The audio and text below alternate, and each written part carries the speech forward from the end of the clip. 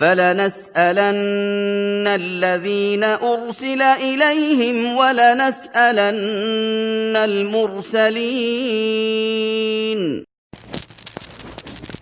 إن الحمد لله نحمده ونستعينه ونستغفره ونعوذ بالله من شرور أنفسنا ومن سيئات أعمالنا. من يهده الله فلا مضل له ومن يضلل فلا هادي له. وأشهد أن لا إله إلا الله وحده لا شريك له وأشهد أن محمدا عبده ورسوله.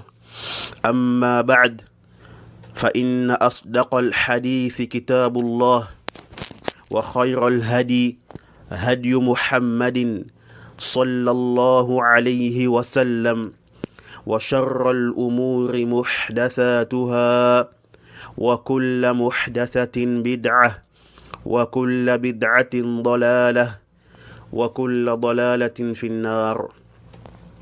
اللهم أجرني وإياكم من النار. نعم. Nous sommes toujours avec l'explication de notre livre sur la formule de Tawhid. Et Alhamdulillah, on a déjà fini avec la définition de La ilaha illallah et aussi ses piliers. Naam. Donc aujourd'hui, bi'idhnillahi ta'ala, dans ce cours numéro 12, on va commencer avec un sujet ou un autre sujet. C'est celui de shurut, les conditions de La ilaha illallah. طيب, mais le cheikh Abu Abdillah, hafidhahullah ta'ala, il n'est pas directement entré dans le sujet. Il a d'abord fait une introduction qu'on va lire. Naam. Il a fait une introduction avant d'entrer dans le sujet des conditions de La ilaha illallah. Naam. Donc, on commence aujourd'hui, bi'idhnillahi ta'ala, à partir de la page 20, la page numéro 20. نعم. قال الشيخ أبو عبد الله وفقه الله تعالى شروط لا إله إلا الله. نعم. الشيخ أبو عبد الله حفظه الله تعالى dit les conditions de La ilaha illallah. طيب, premièrement, quelle est la définition du mot ash-shart, la condition? نعم. الشرط لغة العلامة. الشرط لغة العلامة. Le mot ash-shart en langue arabe veut dire le signe, la marque ou encore l'indice. C'est comme quand on dit ashratu as-sa'a. Hein? Comme on peut aussi dire alamatu as-sa'a. Vous voyez? نعم. والشرط في اصطلاح الأصوليين. الشرط في اصطلاح الأصوليين ما يلزم من عدمه العدم ولا يلزم من وجوده وجود ولا عدم لذاته. ما يلزم من عدمه العدم ولا يلزم من وجوده وجود ولا عدم لذاته. Donc, le mot ash-shart, selon la législation, c'est la chose dont son absence implique l'absence. Mais son existence n'implique pas forcément l'existence ou l'absence en soi. Ça veut dire quoi? بالمثال يتضح المقال. Donc les propos deviennent clairs par des exemples. طيب. Pour mieux comprendre ça, supposons qu'on a deux points. Un point A et un autre point B. On te dit que pour arriver au point B, il te faut impérativement passer par le point A. Tu n'as pas d'autre choix que de passer par le point A. Voyez-vous. Donc, A est une condition de B. Par conséquent, si le point A n'existe pas, ça veut dire que le point B aussi n'existera pas. Car le point B dépend du point A. Vous voyez? Le point B dépend du point A. Donc, c'est ça qui veut dire son absence implique l'absence. Aïe, ma yalzamu min adamihi al-adam. Vous voyez? C'est clair? طيب. Maintenant, est-ce que l'existence du point A implique forcément l'existence du point B? Non. Car lui, son existence ne dépend pas du point B, pardon. Donc, le point A peut exister sans que le point B n'existe. Vous voyez? Le fait que le point A existe n'implique pas l'existence du point B. Voyez-vous? Parce que si on dit ça, si on dit ici que l'existence du point A implique l'existence du point B, alors cela veut dire finalement que le point A n'est plus une condition. Le point A n'est plus une condition de l'existence du point B, mais il est plutôt quoi? Une cause, un sabab. Vous voyez? Donc il sera maintenant quoi? Une cause de l'existence du point B. Voyez-vous? Cela pourquoi? Parce que c'est la cause qui tourne avec la sentence en présence et en absence. Donc si la cause existe, la sentence aussi va exister. Mais si la cause n'existe pas, alors la sentence elle aussi n'existera pas. Alors que la condition joue impérativement dans l'absence. C'est-à-dire, s'il n'y a pas la condition, alors il n'y a pas aussi de conditionné.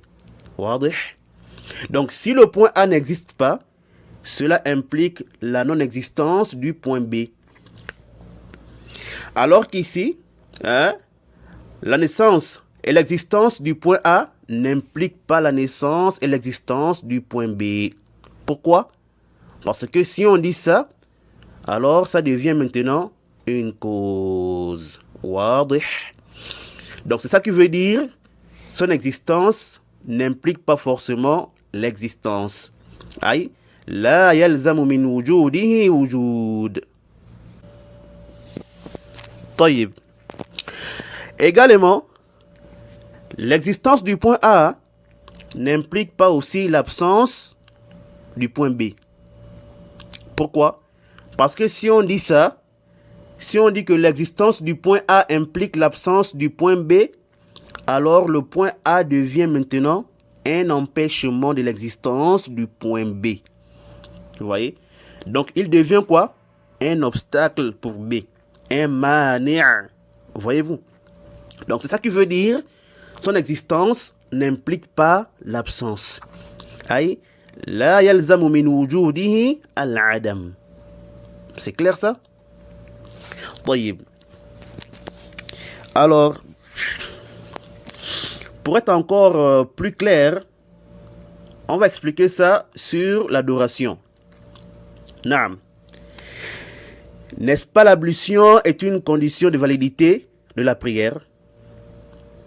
Comme a dit le prophète sallallahu alayhi wa sallam, la salata liman la wudu'a lahu. Le prophète sallallahu alayhi wa sallam a dit dans un hadith authentique, pas de prière valide pour celui qui n'a pas d'ablution. Rapporté par Abu Daoud et autres. Naam. C'est-à-dire quoi? Celui qui prie sans ablution n'a pas de prière. Voyez-vous?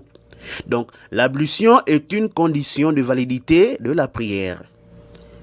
Celui qui a la capacité de faire les ablutions, mais ne la fait pas, et prie sans ablution, alors sa prière est invalide. Vous voyez? Donc, pas de prière sans ablution. Car l'absence de l'ablution implique quoi? Implique l'absence de la prière, qui est ici l'invalidité de la prière. Donc ceci explique la première partie son absence implique l'absence. يلزم من عدمه العدم. طيب. Maintenant, la deuxième partie. Est-ce que le fait de faire les ablutions implique forcément faire la prière? Sans doute que non. On peut faire l'ablution et ne pas prier. N'est-ce pas? On peut faire l'ablution et ne pas prier. Par exemple, quelqu'un, après se laver, a fait l'ablution. Est-ce qu'on va lui dire que comme tu as fait les ablutions, alors tu dois obligatoirement prier?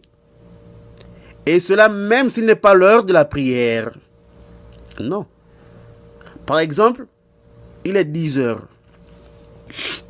Toi, tu lui imposes de faire la prière de Dhuhr. Pourquoi? Parce qu'il a fait les ablutions. Non.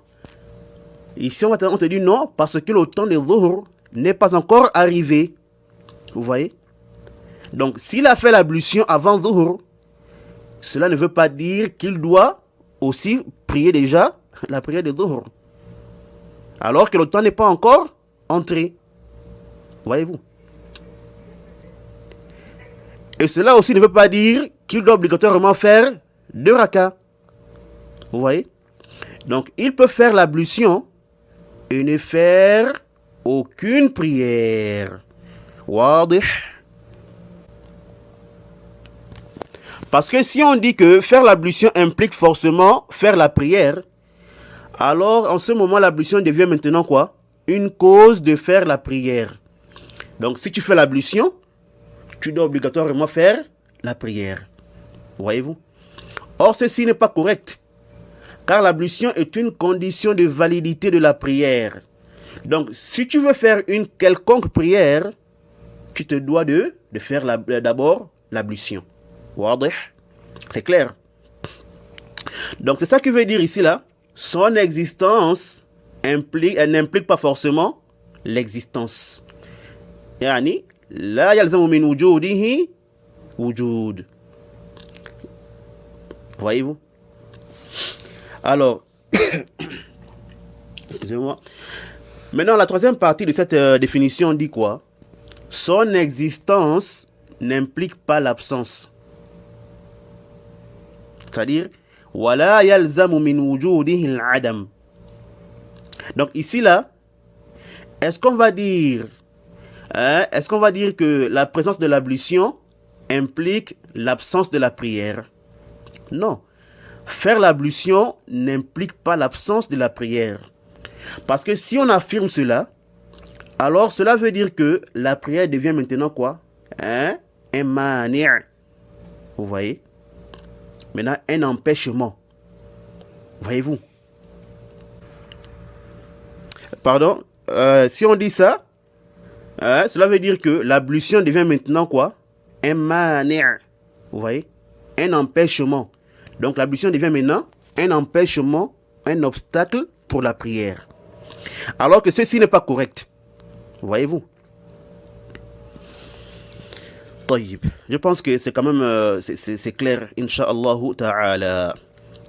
Donc, pour ceux-là qui ont bien suivi, ceux qui ont bien compris et bien suivi, on a du coup vu la différence entre la condition, la cause et l'empêchement. Voyez-vous? La différence entre le shart, le sabab et le mani'. Voyez-vous? Il reste maintenant 2 autres choses. C'est quoi?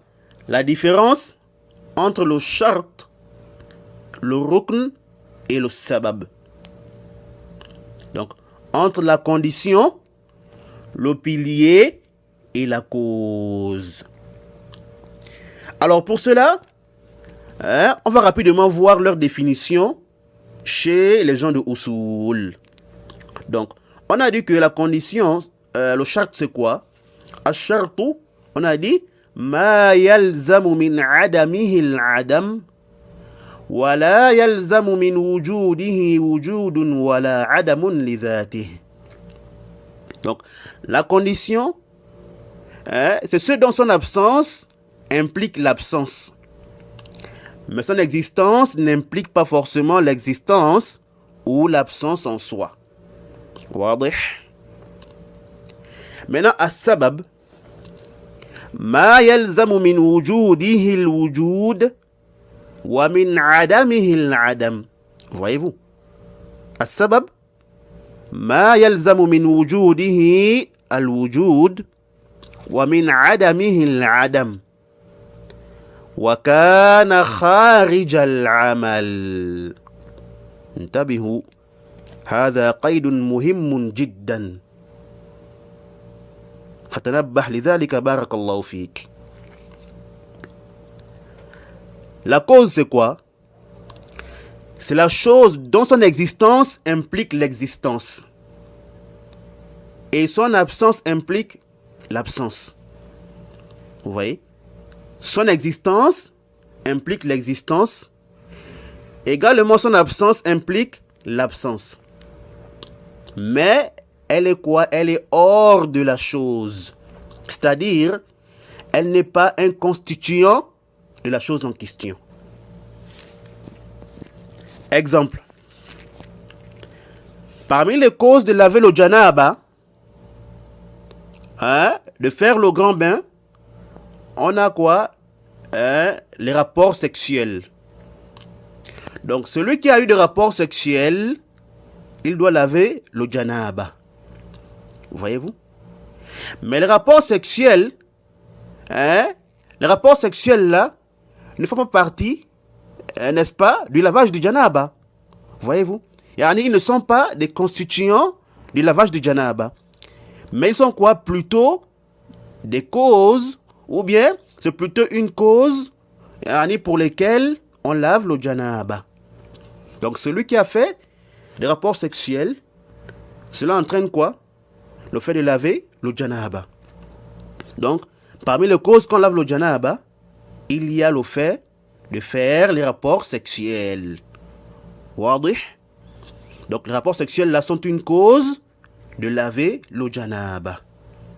C'est clair ça? Vous voyez?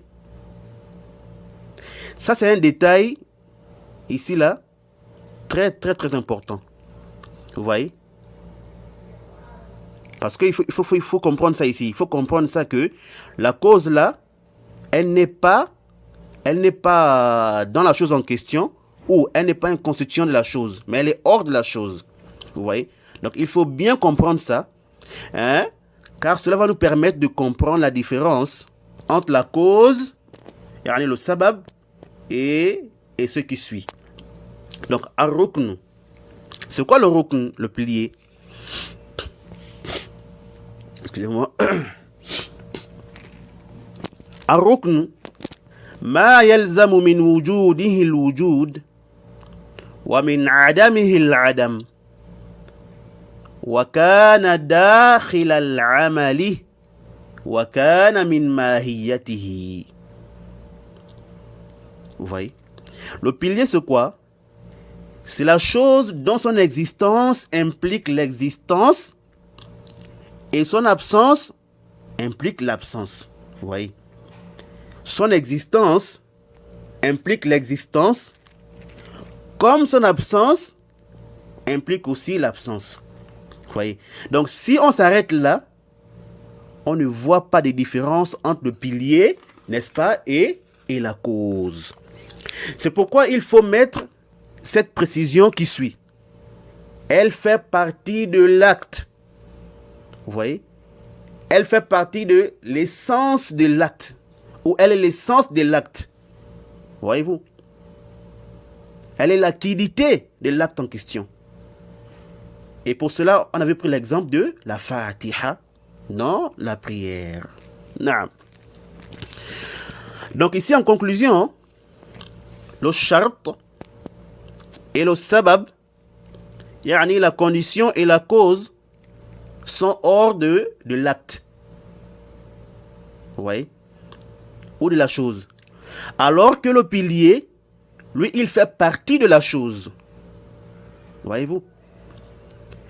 Aussi, l'existence de la condition n'implique pas l'existence ou l'absence de la chose. Vous voyez? L'existence de la condition n'implique pas l'existence ou l'absence de la chose, alors que la cause et le pilier, leur présence implique quoi?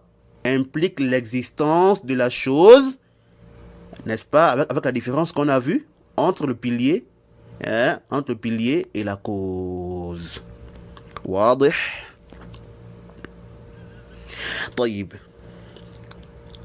Si on a compris tout ça, alors ce sera facile pour nous de comprendre les conditions de la ilaha illallah. Naam. Car l'absence des conditions de la ilaha illallah implique quoi? Cela implique l'invalidité de cette parole. Celui qui prononce seulement la ilaha illallah sans ces conditions n'aura pas alors à tester. Il n'aura pas à tester la ilaha illallah réellement. C'est clair.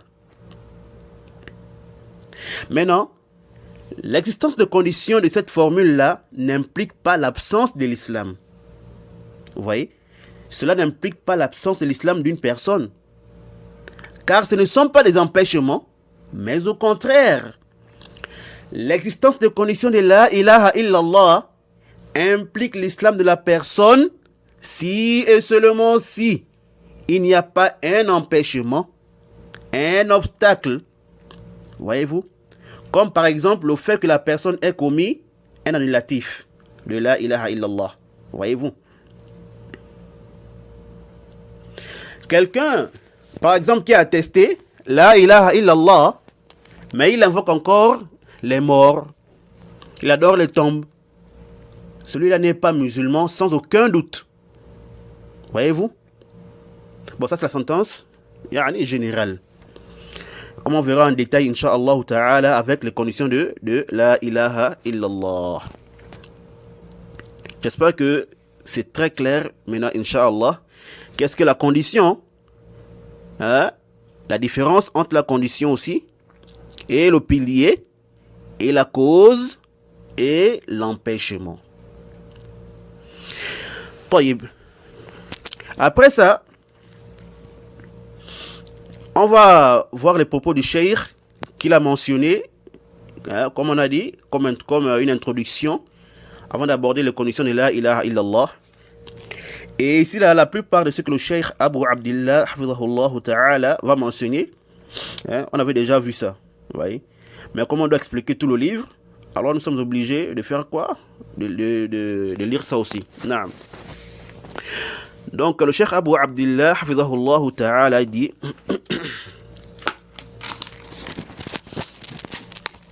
فلا إله إلا الله هي العروة الوثقى وهي كلمة التقوى وهي الحنيفية ملة إبراهيم وهي التي جعلها الله عز وجل كلمة باقية في عقبه وهي التي خلقت لأجلها المخلوقات وبها قامت الأرض والسماوات ولأجلها أرسلت الرسل وأنزلت الكتب قال الله تعالى وما خلقت الجن والإنس إلا ليعبدون وقال تعالى ولقد بعثنا في كل أمة رسولا أن يعبدوا الله واجتنبوا الطاغوت. نعم. Le cheikh Abu Abdillah hafidhahullah ta'ala, il dit ici, la ilaha illallah est l'anse la plus solide. Elle est la parole de piété. Elle est al-Hanifiyya, la religion d'Ibrahim alayhi salatu wassalam, c'est-à-dire l'islam, donc le monothéisme pur, et aussi quoi, le délaissement de toute forme de polythéisme, pardon. Oui. Allah Azza wa Jalla dit ما كان إبراهيم يهوديا ولا نصرانيا ولكن كان حنيفا مسلما وما كان من المشركين. Selon une traduction approximative, Allah subhanahu wa ta'ala dit Ibrahim n'était ni juif ni chrétien, mais il était plutôt entièrement soumis à Allah. yani musulmans. Et il n'était point du nombre des polythéistes. Sourate 3, verset 67. Et on a plusieurs versets qui montrent que Al-Hanifiyya, c'est bien quoi? C'est bien l'islam. Et c'est aussi quoi? Le tawhid pur. Tel que la parole d'Allah Azza wa Jalla, là où il dit قل يا أيها الناس إن كنتم في شك من ديني فلا أعبد الذين تعبدون من دون الله ولكن أعبد الله الذي يتوفاكم وأمرت أن أكون من المؤمنين وأن أقم وجهك للدين حنيفا ولا تكونن من المشركين. Allah subhanahu wa ta'ala dit ici, selon une traduction approximative, il dit au prophète, dis aux gens, si vous êtes en doute sur ma religion, moi je n'adore point ce que vous adorez en dehors d'Allah. Mais j'adore Allah qui vous fera mourir, et il m'a été commandé d'être du nombre des croyants, et il m'a été dit, oriente-toi exclusivement sur la religion en pur monothéiste et ne sois pas du nombre des polythéistes. Sourate 10, versets 104 et 105. Donc, c'est ça là le sens de Al-Hanifiyya, yani l'islam, le monothéisme pur. Naam. Le cheikh il dit, et c'est la ilaha illallah qu'Allah fait d'elle une parole constante dans la descendance d'Ibrahim. Vous voyez, c'est-à-dire la ilaha illallah demeurera dans la descendance d'Ibrahim alayhi salatu wassalam, comme Allah a dit dans la sourate 43 au verset 26 à 28. Allah dit quoi? Il dit وَإِذْ قَالَ إِبْرَاهِيمُ لِأَبِيهِ وَقَوْمِهِ إِنَّنِي بَرَاءٌ مِّمَّا تَعْبُدُونَ إِلَّا الَّذِي فَطَرَنِي فَإِنَّهُ سَيَهْدِينِ وَجَعَلَهَا كَلِمَةً بَاقِيَةً فِي عَقِبِهِ لَعَلَّهُمْ يَرْجِعُونَ. Allah Azza wa Jalla dit, selon une traduction approximative,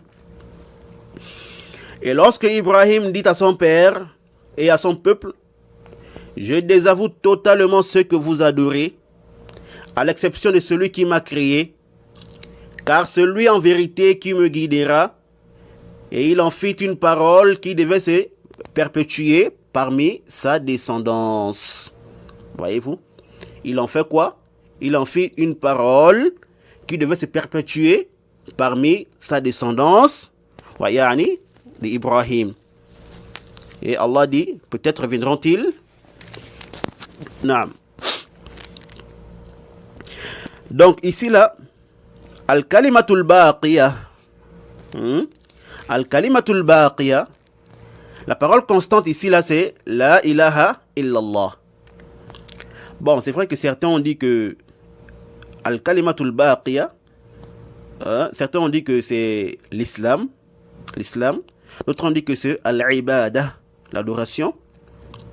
Voilà, kulli hal, ça revient au même, voyez-vous. Ça revient au même. Et La ilaha illallah renferme tout ça. Naam. Et quand il dit ici, Aqibihi, c'est quoi? Donc la descendance d'Ibrahim alayhi salatu wassalam. Naam.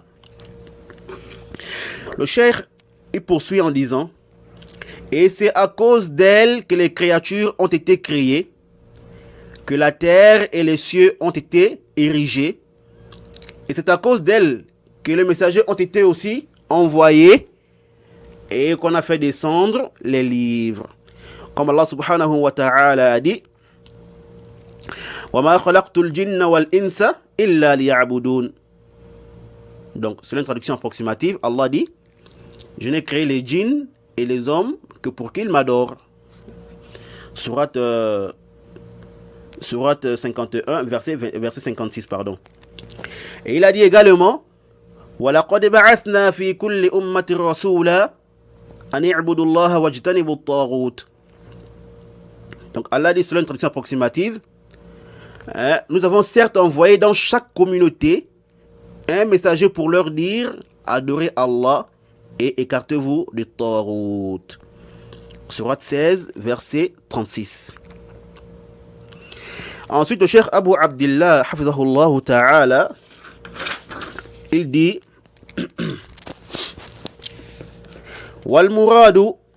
والمراد معنى هذه الكلمة وأما التلفظ باللسان مع الجهل بمعناها فلا ينفع.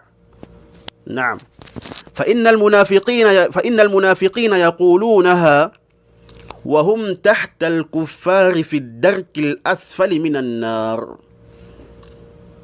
ومعنى هذه الكلمة لا إله إلا الله نفي الإلهية عما سوى الله تبارك وتعالى وإثباتها كلها لله وحده لا شريك له ليس فيها حق لغيره لا لملك مقرب ولا لنبي مرسل كما قال الله تعالى إن كل من في السماوات والأرض إلا آتي الرحمن عبدا لقد أحصاهم وعدهم عدا وكلهم آتيه يوم القيامة فردا.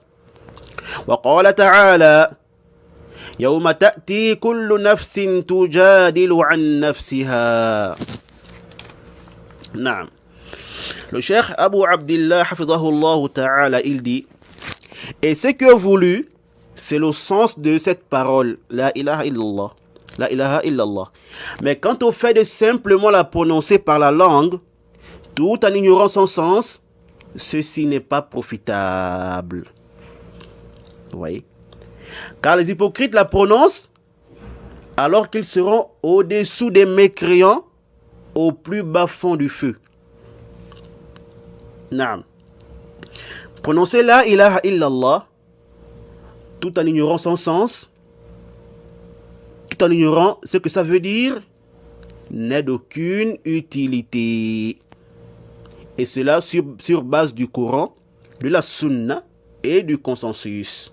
Wadih. Ça c'est clair. Et nous allons développer ça plus tard, incha'Allah ta'ala. Naam. Donc, le cheikh il dit, et le sens de cette parole-là, la ilaha illallah, c'est infirmer la divinité à autre qu'Allah tabaraka wa ta'ala et l'affirmer totalement pour Allah seul sans rien lui associer. Aucune personne n'a droit à cela, ni un ange rapproché, ni un prophète envoyé, comme a dit Allah selon une traduction approximative. Tous ceux qui sont dans les cieux et sur la terre se rendront auprès de tout miséricordieux, sans exception, en serviteurs. Il les a certes dénombrés et bien comptés, et au jour de la résurrection, chacun d'eux se rendra seul auprès de lui. Sourate 19, versets 93 et 95. Et il dit aussi, selon une traduction approximative, le jour où chaque âme viendra plaidant pour elle-même. Le jour où chaque âme viendra plaidant pour elle-même. Sourate 16, verset 111. Naam. Donc tout ceci pour montrer quoi? Pour montrer que c'est Allah seul qui mérite l'adoration et qu'aucune personne en dehors de lui ne mérite cela. Car tout excepté Allah sont des créatures. Vous voyez? Et ces créatures-là ne peuvent rien pour elles-mêmes et elles désavoueront ceux-là qui les prenaient comme divinité Yawm al-Qiyamah. Donc attention, attention, ne te laisse pas tromper par les gens. Vous voyez? Ils vont te pousser à désobéir Allah subhanahu wa ta'ala, et même à adorer autre qu'Allah. Donc toi tu le vois aujourd'hui comme ton ami, comme celui qui te veut du bien. Alors, ça c'est ici. Mais le jour dernier, il sera pour toi un ennemi. Un ennemi, voyez-vous. Il ne va pas reconnaître que celui qui t'a poussé à la désobéissance d'Allah subhanahu wa ta'ala. Allah dit quoi? Al-akhillau yawma idhin ba'duhum li ba'din aduwwun illa al-muttaqin. Selon une traduction approximative, Allah dit: les amis ce jour-là seront ennemis les uns des autres, excepté les pieux. Allah dit quoi? Les amis ce jour-là seront ennemis les uns des autres, excepté les pieux. Sourate 43, verset 67. Donc, le fait de suivre tes parents, tes amis et autres, dans la désobéissance d'Allah subhanahu wa ta'ala, petite comme grande, alors sache que tu vas assumer le châtiment seul yawm al-qiyamah. Ils ne pourront rien pour toi. Voyez-vous? C'est comme on vient de voir dans le verset. Ce jour-là, chacun viendra plaider pour lui-même. Voyez-vous? Donc, ni tes parents, ni tes ancêtres, ni tes amis qui t'ont poussé, n'est-ce pas, à désobéir à Allah subhanahu wa ta'ala, et que tu as suivi aveuglement, tout cela, personne parmi eux ne plaideront pour toi yawm al-qiyamah. Vous voyez? Ni ce que vous avez pris comme divinité en dehors d'Allah subhanahu wa ta'ala. Vos tawarit ne pourront plaider pour vous yawm al-qiyamah. Voyez-vous? Si déjà Iblis, lui-même le chef des shayatin, va désavouer ceux qui l'ont suivi, il va désavouer ceux qui l'ont suivi, alors c'est ceux-là qui sont inférieurs à Iblis qui vous seront utiles yawm al-qiyamah. Hasha wa kalla. Oui. Donc, ici là, je dis aux adorateurs des shayatin, des idoles, des tombes, des hommes pieux, de tout ce que vous adorez en dehors d'Allah subhanahu wa ta'ala, alors sachez que cela ne prend rien pour vous yawm al-qiyamah. Vous voyez? Ils ne prennent rien pour eux-mêmes, à plus forte raison pour vous. Voyez-vous? Donc mettez ça bien entre vos deux yeux. Vous serez vous-même responsable de vous-même yawm al-qiyamah.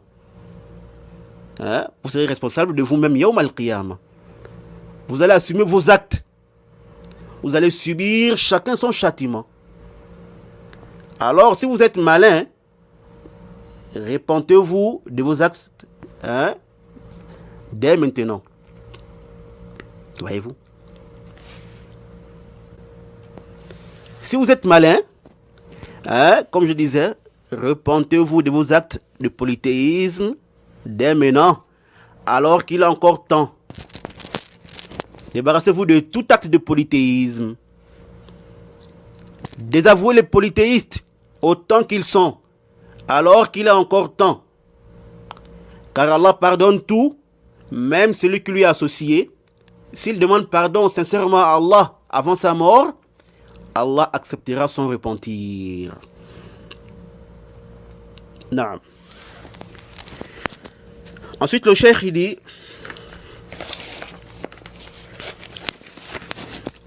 فإذا قيل لا خالق إلا الله فهذا معروف لا يشاركه في ذلك ملك مقرب ولا نبي مرسل وإذا قيل لا يرزق إلا الله فكذلك فإذا قيل لا إله إلا الله فكذلك. نعم. Le cheikh Abu Abdillah hafidhahullah ta'ala il dit si on dit qu'il n'y a pas de créateur excepté Allah, ceci est connu, ni aucun ange rapproché ni aucun messager envoyé ne contribue à cela. Donc c'est connu qu'Allah n'a pas d'associé dans la créature. il est le seul créateur. C'est ainsi que lorsqu'on dit il n'y a en vérité de pourvoyeur excepté Allah, ceci aussi est connu de tous.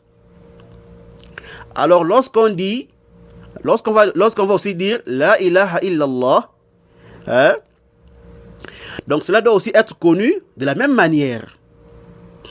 Car la ilaha illallah, c'est la divinité. Ou bien car al-ilah, c'est quoi? Al-ilah, c'est la divinité. Celui qui mérite l'adoration. Wadih. Donc à partir de là, on voit clairement l'erreur de ceux-là qui traduisent la ilaha illallah par quoi? La khaliqa illallah. Il n'y a pas de créateur excepté Allah. Ou encore la raziqa illallah. Il n'y a de pourvoyeur excepté Allah. Ou encore la rabba illallah. Il n'y a de seigneur qu'Allah. Ou il n'y a en réalité de seigneur qu'Allah. Ou par tout terme qui ne montre que quoi? L'unicité d'Allah subhanahu wa ta'ala dans sa seigneurie. Et on a vu ça. On a dit que le fait de reconnaître la seigneurie d'Allah subhanahu wa ta'ala ne suffit pas. Vous voyez? Rien que cela ne peut pas rendre la personne musulmane. Car les mécréants parmi les Quraysh n'ont pas démenti cela. Les mécréants n'ont pas démenti que c'est Allah qui est quoi? Le créateur de l'univers. Mais malgré cela, cela n'a pas fait des musulmans. Voyez-vous? Et on a vu les textes sur ça. Vous voyez? Donc, expliquer la formule d'attestation par le tawhid al-rububiyya n'est pas juste. Car les mécréants, les juifs, les chrétiens, les polythéistes et autres, tout cela reconnaissent cela. Bon, excepté certains athées qui renient cela. Voyez-vous? Même les mécréants que le prophète sallallahu alayhi wa sallam avait combattu, ils reconnaissaient la seigneurie d'Allah subhanahu wa ta'ala. Vous voyez? Et ceci nous montre que rien que le fait de reconnaître la seigneurie d'Allah ne fait pas de la personne une musulmane. Vous voyez? قال العلامة الشيخ محمد بن سلطان الخجندي رحمه الله تعالى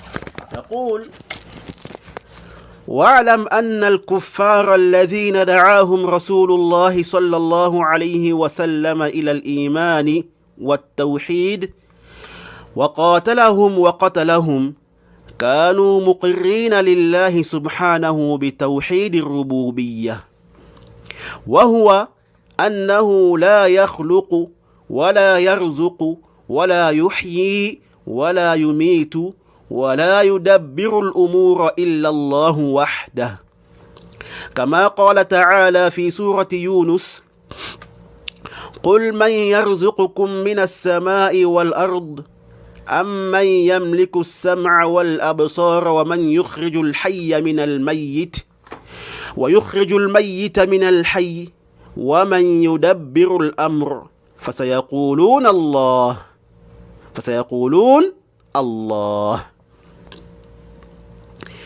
يقول الشيخ كما فصلت هذه المسألة وبينتها حق التفصيل والتبيين في كتابي أوضح البرهان في تفسير أم القرآن فتنبه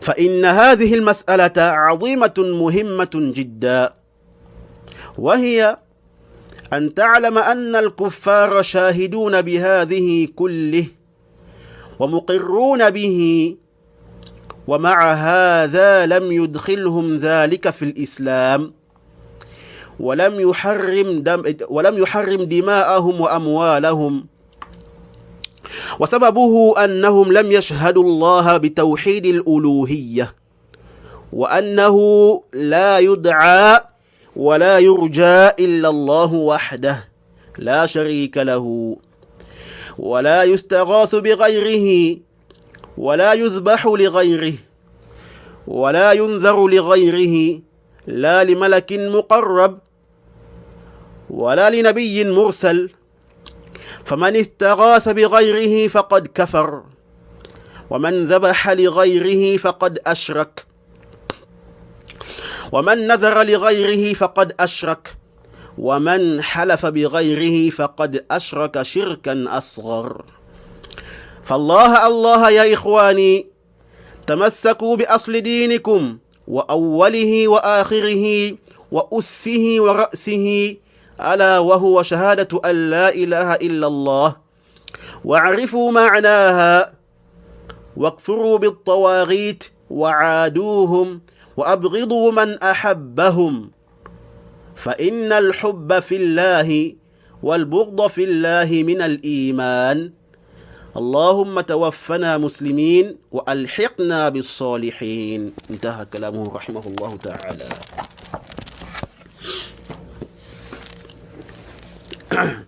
Donc ici le cheikh Mohammed ibn Sultan al-Khujandi rahimahullah ta'ala, décédé en 1381 du calendrier islamique, soit en 1960 du calendrier chrétien, qui était un grand savant salafi de Tadjikistan.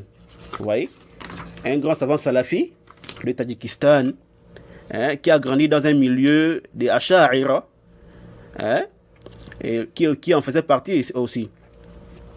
Ensuite, Allah subhanahu wa ta'ala l'a guidé vers la sunna. Il a combattu ces Asha'ira là, les soufis, les égarés dans son pays. Vous voyez, il a été persécuté et même emprisonné. Vous voyez, et c'est quelqu'un qui a beaucoup voyagé. Pourquoi? Dans le but de chercher la science. Et ensuite, il s'est finalement installé à la ville de la Mecque, à Mecca, où il enseignait à la Masjid al-Haram et aussi à Darul Hadith. Et il est même décédé aussi à la Mecque. Et le mufti de l'Arabie Saoudite à cette époque-là, le cheikh Mohammed ibn Ibrahim, a fait ses éloges. Rahimahumallahu jami'a. Vous voyez? Donc, celui-là qui veut connaître la biographie et le rang de ce cheikh-là, il y a une risala faite à l'université de al-Qura, à la Mecque, nommée Al-Sheikh Mohammed ibn Sultan al-Ma'soumi wa juhuduhu fi nashr al-aqida. Vous voyez? Donc, il peut lire ce livre-là. Et il verra vraiment l'effort de ce cheikh. Il verra l'effort du cheikh en question dans la da'wat al-salafiyya, mais qui est malheureusement ignoré par beaucoup de gens, vous voyez, et qui n'est presque pas cité. Al-Muhim, le cheikh Mohammed ibn Sultan al-Khujandi rahimahullah ta'ala, il dit dans son livre Miftahul Jannati la ilaha illallah, à la page 108 et 109, il dit: sache que les mécréants que le prophète sallallahu alayhi wa sallam a appelés vers la foi et le tawhid, et qu'il a combattu et tué, reconnaissez l'unicité d'Allah subhanahu wa ta'ala dans sa seigneurie, qui consiste à reconnaître qu'il n'y a personne qui crée, qui accorde la subsistance, qui donne la vie, qui fait mourir et qui administre les affaires en dehors d'Allah subhanahu wa ta'ala seul. Comme il a lui-même dit dans la sourate Yunus, sourate 10, verset 31, selon une traduction approximative, dit: qui vous octroie de la nourriture du ciel et de la terre, qui détient lui et la vue, et qui fait sortir le vivant du mort, et fait sortir le mort du vivant, et qui administre tout. Ils diront Allah. Ils diront quoi? Allah. C'est-à-dire, ces mécréants-là reconnaissaient tout ça. Et ne niaient pas cela, pardon. Vous voyez? Donc, ils reconnaissaient tout cela et ne niaient pas ça. Vous voyez? Donc, ils ont reconnu quoi? la seigneurie d'Allah subhanahu wa ta'ala. Et le cheikh Muhammad ibn Sultan, il dit, comme j'ai détaillé et bien élucidé et clarifié cela ou ce sujet dans mon livre nommé Awdah al-Burhani fi tafsir al-Qur'an. Il dit, éveille-toi, car ceci est un grand sujet et d'une grande importance. Le fait que tu saches que les mécréants ont témoigné, ont reconnu tout ça, mais malgré ça, cela n'a pas fait d'eux des musulmans et n'a pas sacralisé leur sang et leurs biens. Ceci parce qu'ils n'ont pas attesté l'unicité d'Allah dans l'adoration.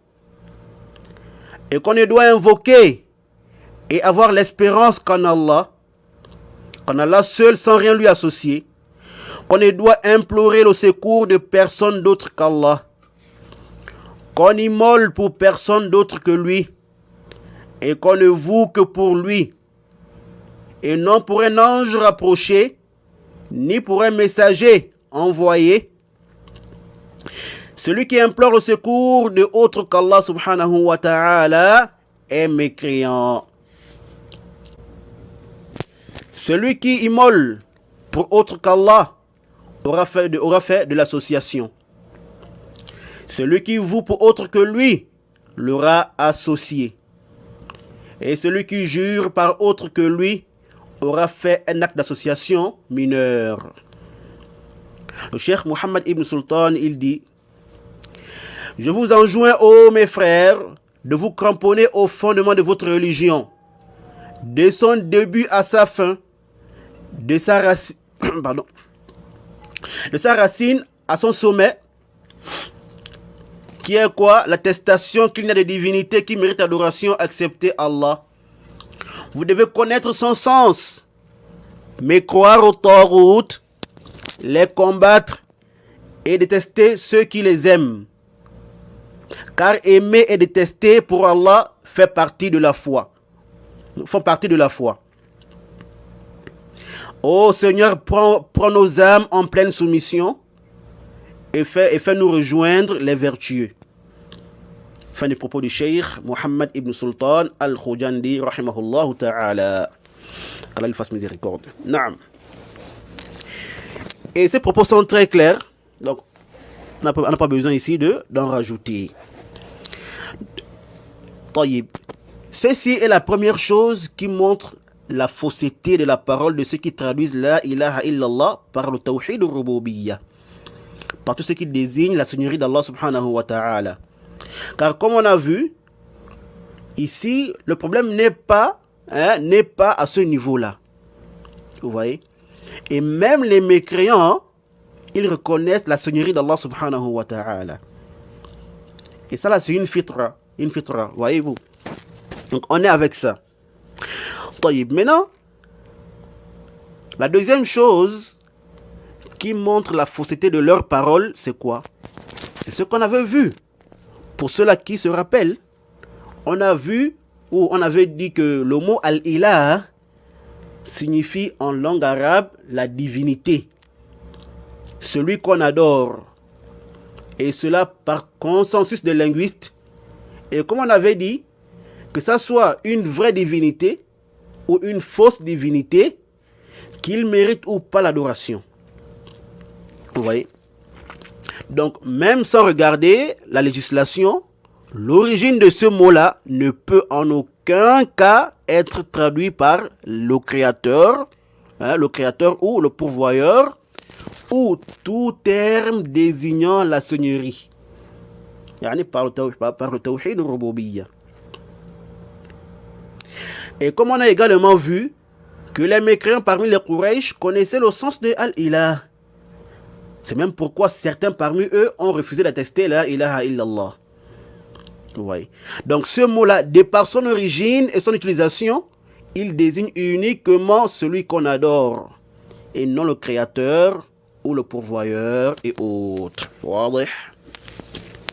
La troisième chose qui montre encore la fausseté de la parole de ces gens-là, c'est bien quoi la définition de Al-Ilah dans la législation. Comme on avait dit également, que cela désigne uniquement celui qui mérite l'adoration. Vous voyez? Selon ici le shar', selon la législation. Donc le mot devient quoi? Le mot devient restreint dans le shar'. Vous voyez? Donc, ça devient quoi? Spécial pour celui qui mérite l'adoration. Et c'est qui? Allah subhanahu wa ta'ala. Et cela exclut toutes les autres divinités. Vous voyez? Donc, une fois de plus, ce mot-là ne désigne pas directement le créateur ou le pourvoyeur. Non. Bien qu'il y ait un grand lien entre le tawhid al-rububiyyah et le tawhid al-uluhiyyah. Entre l'unicité d'Allah subhanahu wa ta'ala dans sa seigneurie et son unicité dans l'adoration. Vous voyez? Car le fait de reconnaître que c'est Allah qui est le créateur de toutes choses, celui qui nous donne notre subsistance, il n'a pas d'associé dans sa seigneurie, cela implique normalement le fait de l'unifier aussi dans son adoration. Bien qu'on voit le contraire, vous voyez, mais à la base c'est ça. Le tawhid al-rububiyyah implique le tawhid al-uluhiyyah. Voyez-vous? L'unicité d'Allah subhanahu wa ta'ala dans sa seigneurie implique quoi? Implique son unicité dans l'adoration. Et aussi, tawhid al-uluhiyyati yashmalu tawhid al-rububiyyah. يشمل توحيد الربوبية وتوحيد الأسماء والصفات. Voyez-vous? Donc, l'unicité d'Allah subhanahu wa ta'ala, dans son adoration, renferme son unicité dans sa seigneurie, ainsi que dans ses noms et aussi ses attributs. Donc, voici trois éléments essentiels qui montrent quoi? Qui montrent la fausseté de ceux-là, n'est-ce pas, qui traduisent la ilaha illallah par des termes qui indiquent quoi? Qui n'indiquent que la seigneurie d'Allah subhanahu wa ta'ala. Il faut bien comprendre cela et aussi mémoriser ça. Car beaucoup ne savent pas que le fait de traduire la ilaha illallah par la khaliqa ou la raziqa ou la rabba illallah, par le fait de dire qu'il n'y a pas de créateur ou des pourvoyeurs ou des seigneurs qu'Allah, que cela n'est pas juste. Vous voyez? Ou d'autres même savent que ce n'est pas juste, mais ils ignorent les causes, les causes pourquoi cette explication-là, ou cette manière de traduire la ilaha illallah, cette formule-là n'est pas juste. Donc, certains peuvent savoir, ils peuvent connaître que dire que la ilaha illallah ne veut pas dire la khaliqa illallah, ou comme on a dit, il n'y a pas de créateur en dehors d'Allah ou de pourvoyeurs ou autres. Certains peuvent connaître ça, mais ils ignorent les causes ou les raisons pour lesquelles ceci n'est pas juste. Voyez-vous? Donc, il faut connaître ce qui est juste avec ses preuves. Et au même moment, connaître ce qui n'est pas juste avec quoi? Avec les raisons de sa fausseté. Voyez? Connaître ce qui est juste avec ses preuves. Et au même moment, connaître ce qui n'est pas juste avec les preuves ou les raisons de sa fausseté. Aïe, ينبغي أن يعرف الراجح بأدلته والمرجوح بعلله. واضح? Et c'est comme ça que nous avons éduqué nos ulama, vous voyez, parmi lesquels notre cheikh Muhammad ibn Hadi, hafidhahullah ta'ala, qui nous rappelait ça à tout moment. Car ceci va te permettre de suivre les preuves et de ne pas te fanatiser pour une personne. Voyez-vous? Et c'est une règle générale dans tous les sujets religieux. Et on peut aussi l'appliquer dans nos quotidiens. Yani dans les sujets qui ne sont pas ou bien qui n'ont rien à voir avec la religion. واضح. طيب, on va terminer avec les propos du Cheikh Abu Abdullah حفظه ta'ala. Il dit والإله هو المعبود. هذا هو تفسير هذه اللفظة بإجماع أهل العلم. فمن عبد شيئا فقد اتخذه إلها من دون الله. وجميع الآلهة باطل إلا إلها واحدا وهو الله وحده تبارك وتعالى علوا كبيرا. Le Cheikh Abu Abdullah حفظه ta'ala, il dit Al-Ilah, c'est celui qui est adoré, et ceci est l'explication de ce mot-là par consensus des gens de science. Et donc celui qui adore une chose l'aura pris pour divinité en dehors d'Allah. Alors que toutes les divinités sont nulles à l'exception d'une seule qui est Allah subhanahu wa ta'ala. Naam. Donc toutes les divinités sont nulles à l'exception d'Allah subhanahu wa ta'ala, exalté soit-il. Naam. ولعل فيما ذكر كفاية. Naam. On va s'arrêter ici pour ce cours et qu'Allah nous fasse profiter de ce que nous avons dit ici. Que cela soit bénéfique pour nous tous. نعم هذا والله تعالى أعلم.